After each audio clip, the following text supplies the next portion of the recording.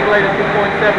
And my water level is getting too low, and it might drop it a little bit, but it cannot take more than 0.7. So half the fertilizer is always new. I like your explanation about roast beef. And let's simplify it. That's a great way of doing it. Sorry.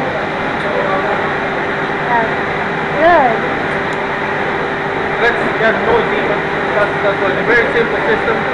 In the past, we had 2 units to do the whole property, but because the glass houses are all different, the valve sizes are different, it takes the unit a little bit to get it right. If the flow goes from 15 cubic meters to 7 cubic meters, and for a moment I will put too much fertilizer in. Yeah. So now it's just an open pipe, it goes into the black tank. You just got a flow switch, so if the level is getting too low, it will just come off. In the past I did for the whole day, and if it's getting really sunny I drop the EC a little bit. I don't do that anymore, I just keep it constant the whole day. And then for the summer I just go for the slightly lower EC. So in New Zealand, as compared to the Netherlands, do you have to do a lot more sort of thinking about how you're going to fix things, because it's a smaller operation? Yeah. So you're always going to plan. But that's the fun. That's the fun. Yeah, that's the engineering. Is that like a Kiwi engineering, or is it they have to You have to know a little bit from everything, yeah. The other day, it was Saturday night, I got an alarm, pump overload. And what happened, one of those mixing valves was leaking a little bit, and the steam coming out, and it went into the pump next to it. So, short circuit, burned out the motor. But it was the motor from my propagation jet. And I thought, oh, well, what am I going to do? So fixed the mixing valve, it was easy. And I luckily had another motor. And I just found a few fittings, put another motor in, off we go again. And all of them does matter what time of day it is. You know, he's an engineer. They ring somebody and they come and fix it. because it's so much money. I mean, it's got another time up here. It's so much time up over there. You've got to get it. Yeah. Now that's orchids, so it's, we want to keep the house at 28 degrees. So in the middle of winter, if it's freezing and you got a problem, you got only that much time to fix it, and otherwise you lose your plant. Sorry, did you say the orchids they kept at 28 degrees? Did you say? We've got one house that when it's starting off, 28 degrees day and night. Oh, okay. You changed it, wasn't it? And then once you get a plant big enough, you want the plant to initiate, because at 28 degrees they're very happy and they just make leaves. Oh, And okay. that's cool, because you want to build a factory first. But once the factory is big enough, you want to flower. So then we put them in another greenhouse where it's 18 degrees. Okay, but so you that's... drop 10 degrees. You do that for 6 weeks, and then they will initiate. Then you take them out again, put them in another greenhouse where it's 22 degrees. Then 12 weeks later, you've got a plant. It's more for interest than So do you actually move the plants 3 times in their life? Yep. So how do you lose them when they're in their square? You get one person on each end moving. No, because we want the same production every week. So every week we just take a few hundred out, and then we can sort of program for that. For big events like Christmas, Mother's Day, we need lots more. Yeah. So what we've done the last few years for those event days, we're getting plants in from Taiwan that are already got a spike in them. They've been growing in quarantine in Taiwan, and then it's instead of 14, 15 months, the statistical plant takes 15 months. Yeah. If we bring in a plant from Taiwan, now it takes me 12 weeks, self-isolation there. Yeah. if you leave them in quarantine in New Zealand, then they would pay for the heating, wouldn't they? You could leave them in for a bit longer and then bring them over when you want them to be cooler. You can only do it from Taiwan. And even though they've been in quarantine in Taiwan, there's always lots of problems. Lots of problems. But at least they're paying for the heating and warmth if you get charged for that as well from the quarantine. Yeah, but it's repercuted in the price anyway, right? Yeah. And to bring a plant to pisciculture, that's just over $1. And bring a big plant from Taiwan, That's about $8. That's the royalty or There's no royalty. royalty on it. Okay. So was the royalty on the roses based on specific breed of cow? The royalty is for the breeder. Yeah. We used to work with 3 breeders, and now only 1, German one. So we have a glass house. We've got 200,000 seedlings, and then it's just a big elimination process. It takes them a year, and they reduce that 200,000 plants back to 20. One guy goes through every day. Your crap, your rubbish, your rubbish. Do they do it from seed as well as... You have to do for seeds, otherwise you don't get the variety. So the variety is from seed. And you need space, and it's a lot of labor. All right. Wow. Thank you. Wow, this was cool. So you get the new varieties in from Germany, Yep. but you maybe only get what one new variety a year, or is it something like that? No, because they do the biggest shift. The 200,000 plants, they will reduce down to 20, and we will get those 20. Oh, you'll get about 20 of them. Yeah. Okay. And we had some last year, but this year actually. And in December I'm gonna get a new lot. And a lot of those varieties we still got a number. So it might be absolutely garbage. And some varieties might grow really well in Europe, and they very average here. But we usually follow the trends from Europe. So if something is really trendy over there, and it will eventually come here. Most of the time. But the orchids, for example, in Europe it is about 40% whites and the rest is colored.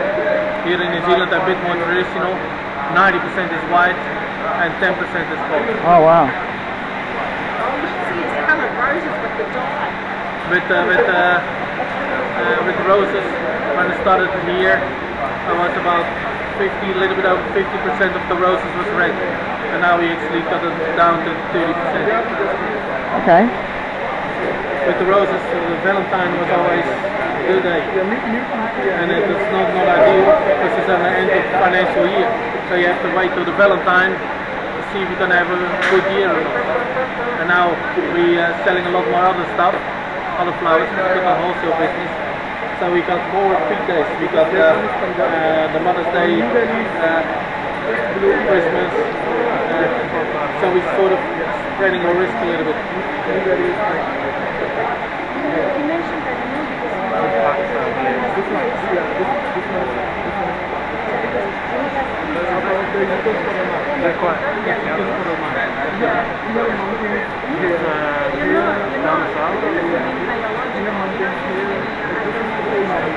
Only better back from we had a call from John from Bioforce last week, see if I was interested to do something this year. Okay, so what was it? Vector Beck from... Vector Beck. No, Vector Beck I can just get from anywhere, it's just powder. What is that? That is for that's only I use it in propagation for the scarab fly. Oh, okay. But I have to build my confidence again a little bit and make sure that I'm sure it can be done right, but you have to have a dedicated person for it because it requires a lot of good monitoring. So at the moment there is no biologicals in that, but in the past you have. So with our thing it's after the physical, biological and chemical, so we're only going to do physical Well, and you can chemical. say that in the past he's used They have biological, yeah. but at the moment he's not. So what percentage of your output here is roses compared to the orchids? Obviously it's mostly roses. Yeah, that will be 95% roses. 95% roses. Yeah. Okay, anyone has any other questions? Because ladies, you work. You have an IPL? What's the name? Kings 11 Punjab. Kings 11, yeah.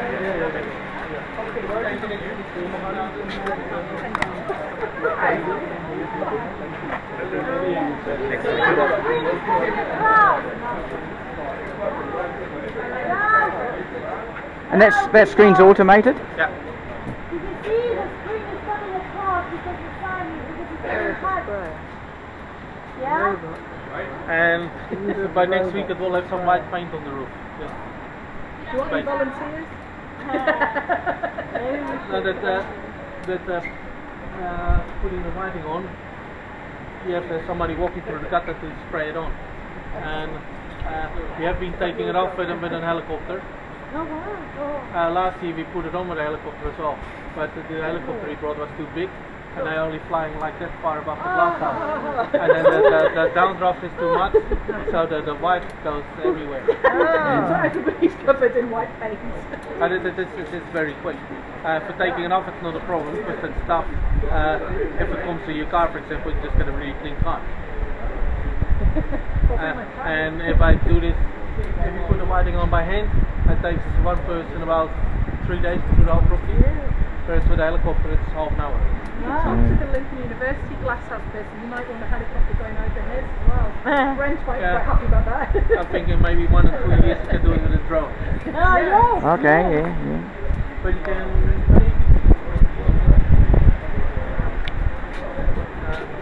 you cannot. But in the end of this glass house we got on the top we got a weather station. So that measures the wind direction, the wind speed, the light intensity, everything.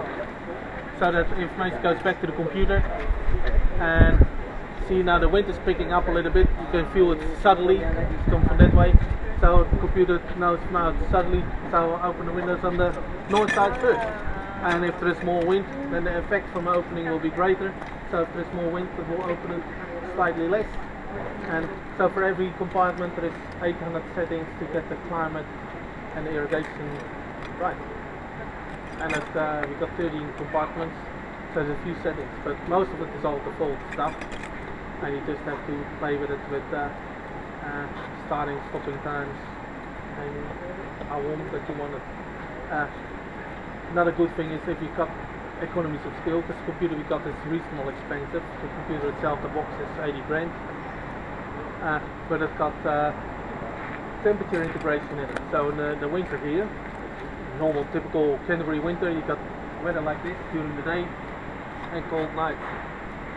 So if it's hot during the day, the sun is free, so that warms up your glass house really quickly.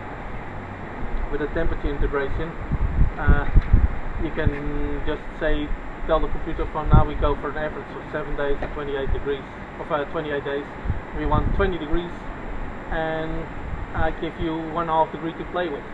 So if there is one day that's raining and it's cold and miserable, I want it 20 degrees, the computer recognizes it's crap weather, so we go for 18.5 degrees. And on a sunny day, it's warming up quite easily, so instead of 20 degrees I might go for 22 degrees.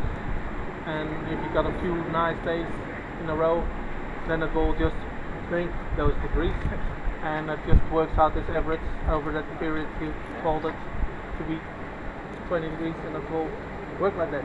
And we save about 10-15% energy by just that alone.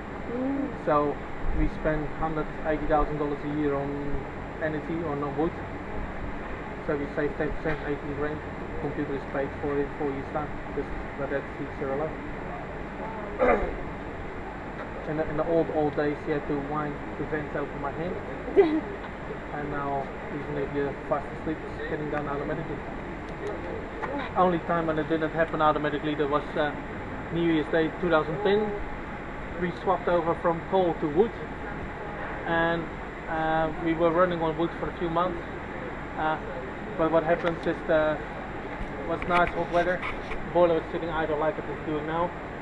We had a PLC in place that if the boiler was sitting idle, every 5 minutes it would run for 10 minutes to feed in some wood, because the wood will burn back into the auger tube. Back then it was hot weather, the fire went back into the auger pipe, came back in the bunker, we got a moving floor, so the whole place burned down. So we lost the boiler house, the office, the whole shebang. New Year's Day, I actually got a call from a flatmate who was at the police, and she said, "Oh, your work is on fire, you better go and have a look." So I went and looked. We had fire trucks here from Lincoln. The first one turned up but he didn't have water, the second one turned up, he didn't have water, third truck turned up, he didn't have a hose long enough, So in the end we got the sound guys, and they had a hose that was long enough, but then most of it was already gone. But then also the main electricity board was in there, computer was gone, it was going to be hot weather, so if you've got no power and the windows are all closed, you cook all your roses. So I went through the neighborhood getting battery drills, because you can put a battery drill in the back of the motor, and then wind the vents up like that. Then you have to sort out the irrigation, because the plants need water. They got on cocoa luckily a few hours, so we sort of marry that up a little bit, but you have to open all the valves by hand. So luckily here they are on the front, so you just open it, wait 2 minutes, and then to the next. You've got 34 valves, so that's somebody's job the whole day to just keep on going around. Luckily the computer man, he's in Auckland, he had an old rubbishy computer sitting in his garage, so he booked a flight from Auckland and he came the same day, and at night we wired up the irrigation, so that was sorted. It took about 2 weeks before you had the heat back on, but then you do value the networks you have, because I watched New Year's Day, a lot of people were drunk. The electrician I called, he said, no, I actually just gone to bed, can I come in a couple of hours? Oh, yeah, it's only a couple of hours. But then a lot of people that just open up for you and got stuff sorted. That took about 6 months that we got back to normal, where we had the new sheds and everything, new computers and everything sorted. So we had 2 months of happiness, and then we had the September earthquakes. Oh. And then started again. But this gave us an advantage, because we had a lot of dealings with the insurance companies, and because September wasn't so big for a lot of people, because it was Darfield. When the February quake was in town, we didn't have too much vessels here, and we were actually already taking a few glass houses down, and we were already in the rebuilding process, so all the insurance assets were already gone. So from that point of view, we were actually quite lucky. How old are the glasshouse structures, and do you have to replace them after a time? That's a really good question, because that glasshouse there, that's probably 25 or 30 years old. In an ideal world for roses, you got better glass houses. For the owner, Steve, he's 68 now, he said that I can build a new greenhouse. To build a greenhouse like this, with this, not even 4,000 meters, with the roses, with the screen, that will cost you about $1 million. So if you're going to rebuild that one, then you have to sort of say, for now, well, I'm 68 now, and I'm still going to be here if I'm 95. So about 4,000 meters for this one? Yeah. The area? Yeah. No more questions?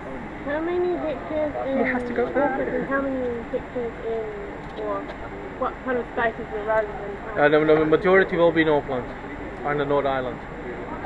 Because there's two other big rose growers, and I got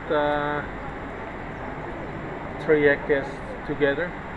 We got just over 2, and then there's a lot of little ones all over the place. You've got There's another. We got just over 2 hectares. Yeah. of roses, and then how much is it? Yeah, that might be 700 meters or so. Nothing. That's more a side job. Yeah. But if you would build another greenhouse, you got some plastic houses as well. They're cheaper to build, but you have to reskin them every 5-6 years because the plastic deteriorates. That's really, really expensive. So don't touch plastic. Glass pretty much lasts forever. This is still built from float glass. Whereas nowadays, if you build a new greenhouse, it has to be made from safety glass, tempered glass. Oh, okay. So if it breaks, then you get 3 or 4 pieces. Whereas the tempered glass, you will get 1 million pieces.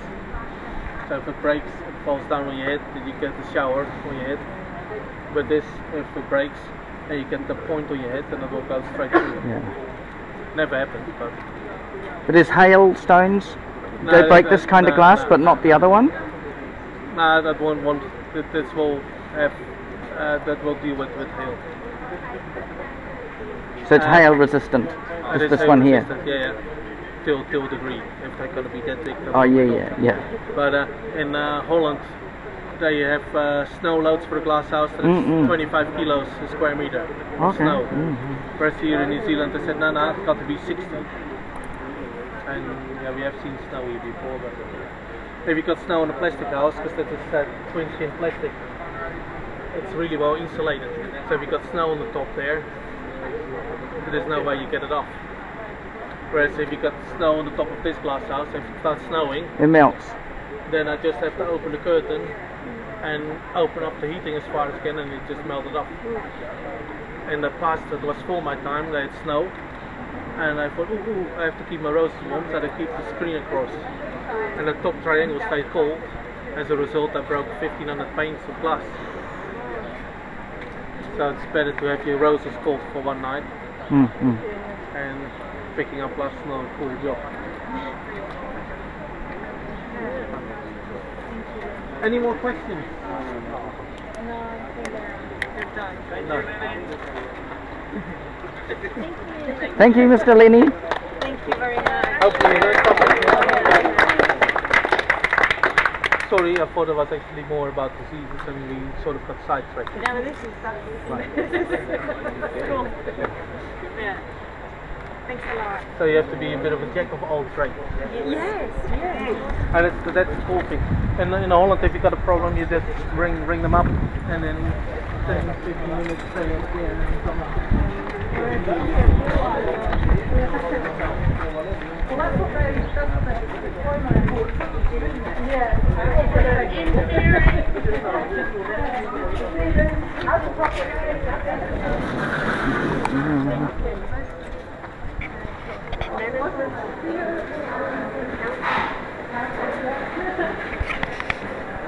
This is seen it also we've done it already, because it's over 20 years old. What I do is I hang the rose string on this side. The roses go through the tunnel here instead of getting measured for the length and the diameter of the stem. So the still have to do the quality control on that end. And then here the stem is just the length together. So the more rose goes through the stem,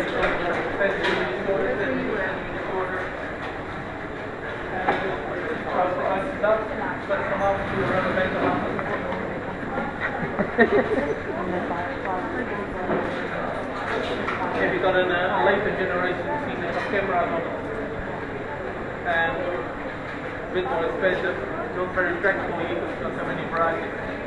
In Holland, you will grow one variety on the same area as we got. I just specialized in one variety and do really good. You can see with the stations, with 12 or 18 stations, cameras, so you can really have a monkey hanging in the road because the camera will do everything. They will select everything out.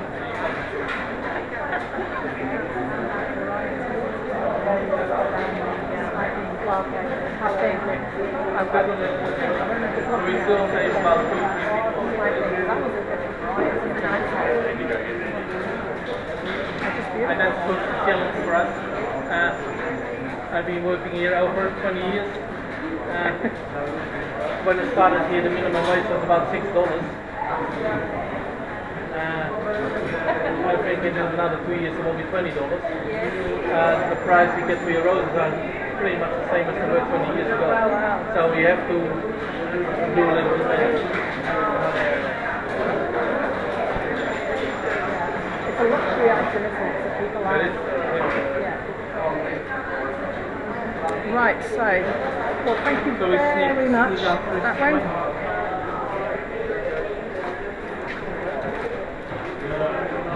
Very good, mate. Show it away.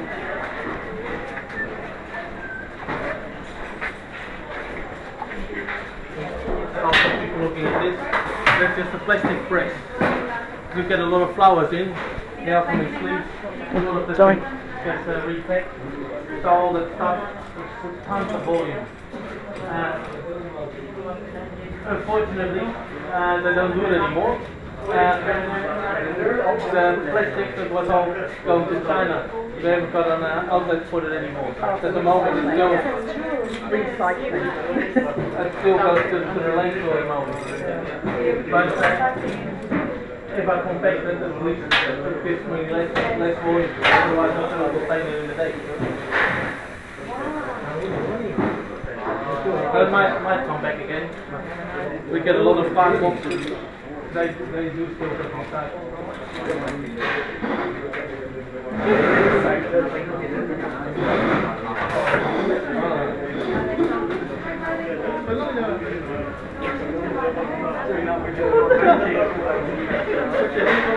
Do the class after today? Because the others have got class in the afternoon, haven't they?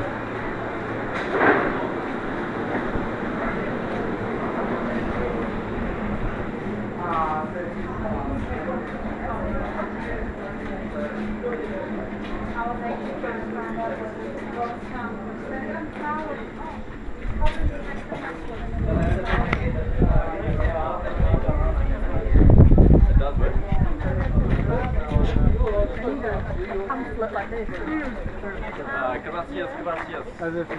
But we had them growing in the glass house here, and it just took